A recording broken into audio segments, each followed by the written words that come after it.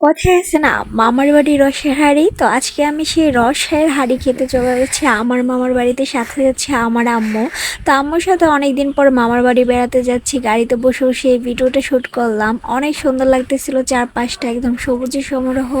আর আমার সবুজের প্রকৃতি দেখতে একদমই ভালো লাগে, আমি যেন প্রকৃতির সাথে সবসময় মিশে থাকি। এটা আমার মনের একদম, প্রকৃতির সাথে যেন মনের কথা খুলে খুলে বলতে পারি। আমার খুবই ভালো লাগে। আমার মতো কার কার এরকম প্রাকৃতিক দৃশ্য দেখতে ভালো লাগে বলে যাবেন। আমার যে কি মনটা একদম ভরে যায়, এরকম মানে কখনো মন খারাপই হয় না যদি এভাবে ঘুরতে থাকি। আমাকে কেউ নিয়ে যদি সারা জীবন এভাবে ঘুরাইতো, আমি তার সাথে থেকে যেতাম সারা জীবন, আমার বাড়িই ফিরতাম না কখনো। এত বেশি ভালো লাগে আমার। আমি ঘুরতে খুব পছন্দ করি। তো আম্মু আজকে নিয়ে যাচ্ছে আমার মামা বাড়ি, গিয়ে দেখি কি কি খাওয়ায় মামা। বিভিন্ন পিঠা টিঠা অবশ্যই তো খাওয়াবে, তাই না? মামার বাড়ি বলতেই হয় রসের হাঁড়ি, এমনি এমনি তো আর বলে না। আর যেহেতু সাথে মা যাচ্ছে, অবশ্যই বোনাস তো পাবোই। তো সে আশায় যাচ্ছি।